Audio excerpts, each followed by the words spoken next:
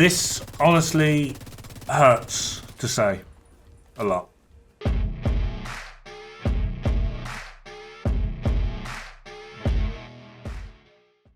Right. PTS. Real talk here.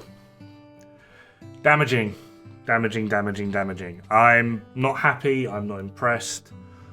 The word power creep is being thrown around. However, I wouldn't actually mind power creep. I wouldn't. I really wouldn't. Just for context, okay, this is like the crux of my overall point, okay? Just for context. This is the stats for the highest DPS of an L86 in the game currently live. This is a direct comparison of what's in the PTS. I've removed strained as the talent, so there'll be a change in the critical hit damage, and obviously there's an amp at the end. This is like the meat of it. But what you're not seeing is this is the difference in their DPS.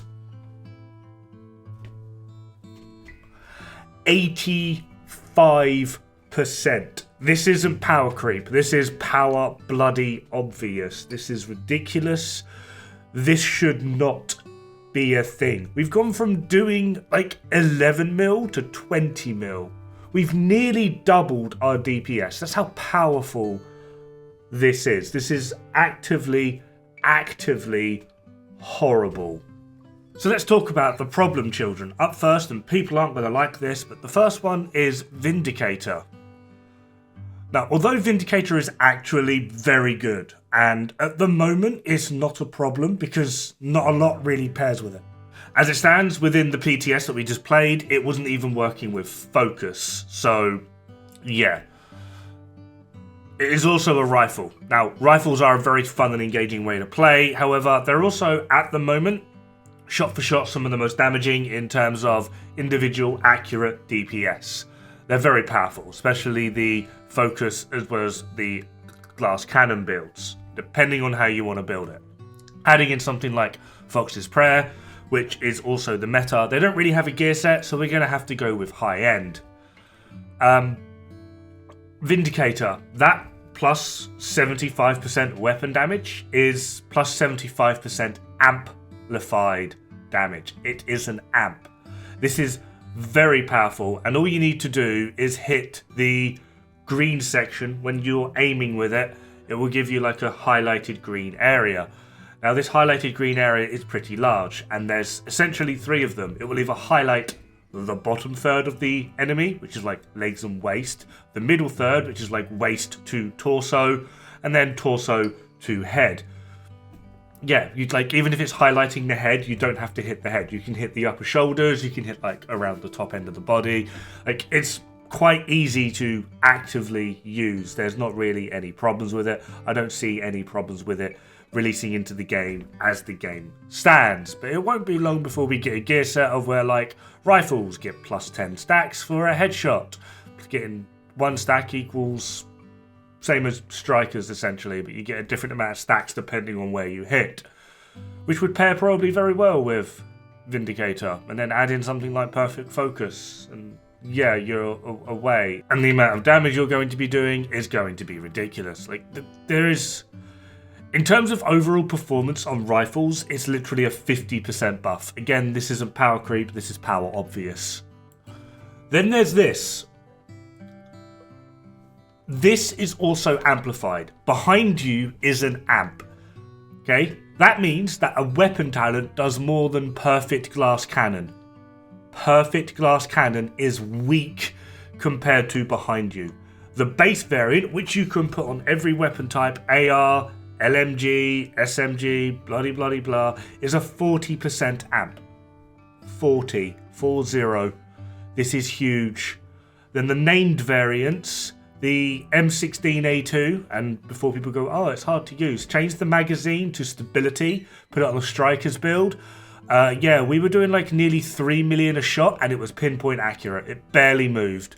Okay, more than worthwhile. Oh no, you have a 30 round mag. That wasn't the problem. The problem was one burst was killing like legendary elites. at maximum stack. It was actually ridiculous how much damage this damn thing was doing. It's insane. And then with Brutus, the named MMR, the M700 carbine, Ronan was doing quite a bit of testing. If you don't know who Ronan is, he's one of those crazy German speedrunners that figures out ways to break the game. Despite the devs trying to balance things as well as stop speedrunners one-shotting their way through the game, they've very much allowed everyone to one-shot their way through the game. Solo. Doesn't need team buffs, doesn't need anything else. Solo. He is able to one-shot raid bosses now because of the amount of damage that damn thing does. This is so damaging for the game. So damaging. And I don't know if I have the motivation to keep going. Now, I don't mean fully quitting. I'm not going to uninstall the game over this. I just mean when a new update comes out, I'll cover it. I'll do a bunch of videos. I'll stream it. Bloody blah. And then I'll move on to other things and wait for the next power obvious update. Again and again and again. Rinse and repeat. But as for Division being the main focus of this channel, I don't know. This is kind of ridiculous to me. This is the one thing the veteran community did not want at all. The power creep is something that happens naturally in games like this, but it's like 5% here and there. And then we get a difficulty increase with each one. Harder and harder things come out. That power creep makes sense. We're literally able to walk through Legendary like it was challenging. The only difficult part that came up while doing all of this testing was we had to now manage the aggro, which actually wasn't that hard. Solo, just everyone run turret and a decoy, and you basically have, I would argue, a good 60% uptime on behind you, and that increase in uptime really does make a difference. You just chew through everything during that time. It's ridiculous. And in group, either just everyone turret and decoy, and you'll have basically 100% uptime on behind you, or just play with someone running CC, a foamer, because while they're foamed, they're not aggro to you, they're too busy being foamed, and yeah, you have uptime on behind you, and then everything just dies. That was like the challenge part of it, just the change in the slight way in which we play, but once we figured that out, it was easy, absolutely easy, ridiculously easy. And then with the changes to things like the L86 and the RPK, just running around with them, like we were doing rifle damage. We're hitting about 2.7 mil a shot on an LMG, a bloody LMG. On headshot, you're doing over 3 mil, over 3 million. And then if you add in expertise, which can now go to 25, and at the cost that it is to hit expertise 25, which is very well worth it. Yeah, there's no challenge in this game. The fun has been power obvious out. Like I don't know what to do.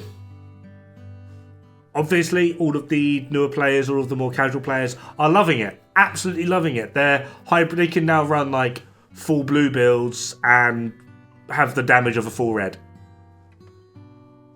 Full blue strikers with behind you, obliterate, and then a decoy. Just put 2-piece Brazos in, run technician. You can have like, yeah,